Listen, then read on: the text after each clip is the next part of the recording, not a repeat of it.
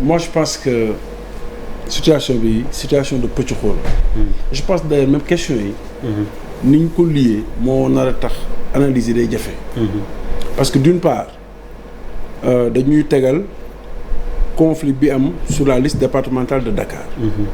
mais ñu bugg ko boole ak entre guillemets. frustration désaccord ak xaw ma bu ko ay da mer ci mais frustration entre guillemets. si benn non c'est pas que bëgg mu mer c'est juste que. li nga xamante ne nee na nga génne guillemets frustration bu rëy. amul moom bu gën a mag sax ku nekk utiliser ce terme. mais dans tous les cas. boo xëy na foofu ci pàcc boobu. fekkee ñu ci boole moo tax xëy na ñu ci wax suñu wax. exactement mais en réalité en termes de degré. moi ça m'intéresse pas trop. Ouais. je veux dire ñu bokk seen coalition. xool ba gisee ba daje. teg seeni charte bopp. doxal ci benn élection parce que jàll na benn élection jàll na. boo xamante ni ñoom ñoo ko bokkoon am ci liñ ci am ñëwaat jëlaat beneen coalition ànd ak moom pour gën a dooleel seen bopp pour gën a dem ci beneen joŋante dem ba ci biir ñii génn ñii def ay poste ñii def ay conférence de presse ñii ñu ne non nangam ak nangam à la limite quelque part je dis c'est leur cuisine interne nañ ko régler seen bopp sauf bu fekkee ni nag comme l'a dit Sow dafa war a am impact dans l'espace public. tant que affaire politique la affaire parti affaire coalition affaire ni nga ko tëggee ni nga ko waroon tëggee lan moo ci jiitu et cetera côté boobu amuñu ci benn problème moi je pense en tout cas en tant que sénégalais awuma ci problème parce que man politique gu ma. Oui. J'ai pas de parti politique j'ai pas de coalition politique j'ai pas d'ambition politique ou politicienne. ñu ñëw politique oui parce que j'ai une ambition politicienne et politique c'est différent parce que ñu ñëpp ay citoyens ne. ci dëkk bi nañ dëkk ci cité bi nañ dëkk donc lépp lu nga xamante ne ñoom Aïda wala ñoom docteur ñu ngi koy def dafay am impact suñu loolu mooy tax xëy na citoyen bi tamit parfois di bàyyi nopp politiciens yi parce que ñoo koy jiite très souvent est-ce que am na frustration ou pas je pense que c'est à eux de voir en tout cas il y a beaucoup de contradictions ci ñun en tant qu'observateur lu ñu gis parce que bu fekkee ni da ngeen a ànd man damay leen sama exemple bopp am na fi jamono benn section bu bokk ci SYNPICS benn bu SYNPICS bind communiqué section bu bind contre communiqué loolu mooy d'accord tout simplement après on a pu régler ça on a pu aller au-delà de notre désaccord pour nous retrouver organisation humaine yëpp noonu lay demee mën ngeen dem fii ci biir kër gi mu am ay frustration entre tel groupe wala tel groupe wala mu am comment tu expliques une liste qui n'est pas la bonne. non foofu dinaa fa ñu après loolu moo tax ma ne la man looloo ma gën a soxal mais je veux dire en tout cas pour que je be clair citoyen bi nga xam ne dafa yor carte am buuba xamante ne mos naa ko romb fii Almadies muy voté defe naa am na benn kii bu nekk fii. école bu nekk. waaw yàgg na nag mën na ay 4 ans yooyu ma romb la ngay ñàngal quoi. xam nga jaay star yooyu xam nga. ma doon këj ma romb dem sama yoon. mais je suis star nangu ko Bamba maa la gën nekk star nangu loolu moo tax boo ñëwee da ngay bëgg a jàkkaarloo ak man. enfin bref ce que je veux dire mooy le citoyen dañ ko proposé ne ko 2017 dañ la joxoon nga am sañ-sañu tànn ay député yooyu seen app dafa jeex dañ leen a war a renouveler même nombre de députés la y a eu un changement jëlee nañ ci benn liste nationale juróom-ñaari député yóbbu ko ci beneen liste muy liste départementale muy liste su raw gàddu bi donc citoyen bi loolu information yooyu la soxla bu paree mu soxla kan yi jongante bi bu paree en son âme et conscience mu tànn ki ko neex benn parenthèse bu ndaw rek affaire liste départementale boobu yow do juriste nga xam nga bu baax li nga wax dëgg la raw gàddu bi sur la départementale mën na tax ba légitimité pour problème légitimité am ndax mën nga gën a néewle bu ñu calculer lépp te teewul yow yaay gën a teew waaw loolu mën naa nekk ñu compenser ko ak liste nationale mais bu ñu waxante dëgg man nekkoon na assemblée le jour où on discutait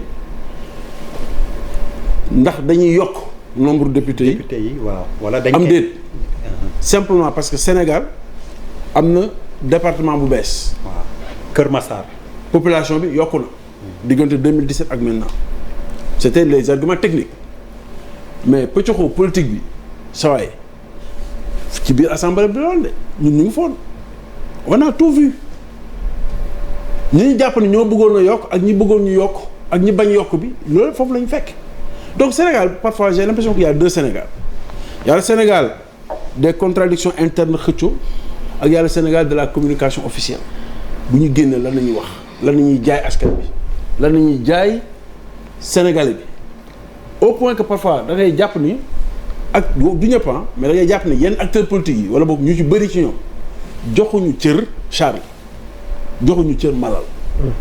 jàpp nañ ni ñoo ko gën a muus. et c'est là où malheureusement bu ñu deful ndànk acteurs politiques yëpp nag laay wax bu ñu deful ndànk loolu moo leen di daaneel xam nga lu tax da ngay dem si tailleur bi ba ki dem dal ma événement Dakar yi ma toog foo xamante ni jàpp naa ne xamuñu ma toog di leen déglu mais boo déggoo li ñu fa wax da ci nga xam ne ndagati suñu askan mais ils sont excessivement éveillés du ma wax ne fan la wax ji doon jëm parce que bëgguma la perception elle est très importante. Je ne veux pas donner l'impression d'eux. ñu revenir maintenant sur le sujet bi mooy élection la élection ay règles ñoo koy déterminer ñoo koy prédéterminer processus la buy tàmbalee diggante bi ñu ne ubbi waat nañ inscription sur les listes électorales yi ba jour bi ñuy déclarer résultats yi ba jour bu ñu defee recours éventuel ba ñu confirmer résultats yi loolu mooy diir bi ci diir boobu acteurs yi mooy ñi bëgg ñu fal leen te léegi am na changement bu ci am moo tax xëy na société civile ngeen xaw a am jiixi jaaxa ndax gis nañ ñu bëri ñu nekkoon société civile doon toogee njaaxaanaay dem léegi non parce que société civile mooy kuy toogee njaaxaanaay dem ba ci biir ñi wàll dem fële. ña ci des wàll dem feneen. donc après même ça va poser je pense au sein de la société civile ça doit poser la question de savoir mais kan mooy société civile ak kan moo ko du nekk. ak yan critères nañu war a teg mais bref loolu beneen sujet la. donc ñu dem ba ci biir mu am lu xew li xew mooy li xew Dakar man ci foofu laa bëgg yem mais dama jaaxle parce que da fekk affaire bi wala ko xaan tekki tubéy la yomb na man maa déposé liste bi ma gis ci réseaux sociaux yu baaxul donc lan laa fay def pour jéem rectifier c'est une question bête quoi. cette liste benn deux tollaguñu sax fu ñuy defee contrôle juridique gu liste yi. oui légalité comme il a dit. fi ñu toll ci processus mooy parrainage temps yëpp loolu xew. ndax kii am na parrain kii amul kii mat la na kii matlawul non kii dàq nañ ko définitivement kii wax nañ ko na andi 2000 yu bees et cetera foofu nañ toll pour ne pas être fort clos lu tax la moo fa andi wax liste bu ñu déposé liste bu ñu falsifié une accusation que moi je trouve très grave parce que si jamais elle est avérée mooy tout le processus doit être arrêté bu fekkee Sénégal mën nañu dem ba un fonctionnaire de l'État du Sénégal en charge de l'organisation de ce de l'élection nga xamante ne mooy li nga xamante ne moo gën a gaaw a taal réew ndax xëccoo la ñu dem ba ne kooku moo liñ ay bindu jàmbur dugal fa keneen ku fa waru nekk pour mën a naxasal liste boobu boobu ñu taxaw ñun ñëpp ñu ne non élection yi nañ ko arrêté. effectivement Bamba parce que DGE nga baal ma DGE effectivement day yor benn copie waa Sénat yore copie yow mi déposé tamit yore copie. donc c'est fait en trois exemplaires. non seulement loolu benn la. mais ñaareel bi et il faut être très sérieux DGE du ñu ay chinois du ñu ay mongol. c'est des sénégalais. c'est des sénégalais. pour la du benn nit c'est pas le directeur. c'est tout un ensemble. Ouais. C'est toute une équipe. et la plupart des. et parmi eux c'est des assermentés. oui assermentés oui. bu ñu demee ba ne direction générale des élections ki ko diriger c'est un commissaire de police. oui. ñu ne dañoo falsifié wu liste pour faagaagal benn sur département de Dakar pour faagaagal Barthélémy Diaz ak ñeneen ñi nga xam ne moom ñoom nañu tànn mais kon bu yóbboo ñu jaay réew mi pàccoo ko ku ne jël sa wàll dem sa yoon parce que réew mi day tàkk. man Mali laay dem. c'est très grave d'autant plus que grave que man ñoom politique yi ni ñu mënee jox seen leader une présomption d'honnêteté man Bamba Kassé ak samay naataangooy sénégalais noonu laay joxee direction générale des élections noonu laay joxee administration du Sénégal une plus que présomption d'honnêteté. Il y a pas 6 mois Sénégal mooy dëkk boo xamante ni dañuy vivre au rythme des élections. C'est la première fois laisse-moi baal ma pare rek. Aïda, je t'ai écouté très religieusement. Excuse-moi. Mais c'est la toute première fois dans l'histoire politique du Sénégal ma dégg ñu accuser le bras opérationnel des élections. doon naa dégg ñu naan woy le ministre de l'intérieur dafa war a neutre woy warul bokk ci benn parti woy et cetera mais cette même DG là quelle que soit la procédure qui est mise en place bu fekkee dañu nommer ministre des élections comme Abdoulaye Wade l'avait fait c'est la DG la chef ouvrière. Oui. Bu dee dañu nommer un ministre politique comme Aly Ngouille Ndiaye l'a été c'est la DG. bu dee dañu nommer un ministre apolitique c'est la DG. Oui. bu ñu nommer un technocrate c'est la DG ñoom ñooy organiser élection yi. DG dem na ba par rapport aux journalistes il y a même pas 10 jours. dañu woo et je pense que ça c'était dans un souci de transparence nañu dañu bëgg a organiser benn session de formation pour vous mettre à niveau il y a eu de petits changements sur les textes. Et c'est argumenté c'était de nous dire la loi électorale est très technique. Il faut que ngeen suivre ko. il faut nga am ay experts yu ñëw toog expliquer leen les petits détails yu si nekk. mooy gërëm waa convention des jeunes reporters parce que SYNPICS ñoo la si àndaloon ñu dem def suñu formation maison de la presse. ñu génne ñu loi électorale bi wax ñu explique ñu poser ay questions pendant 2 heures.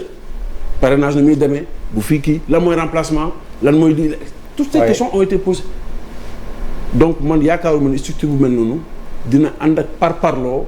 bay jéem a nax dox ci kaw xel Sénégal yi donc loolu nañ ko féetale boor. maintenant li ci des mooy.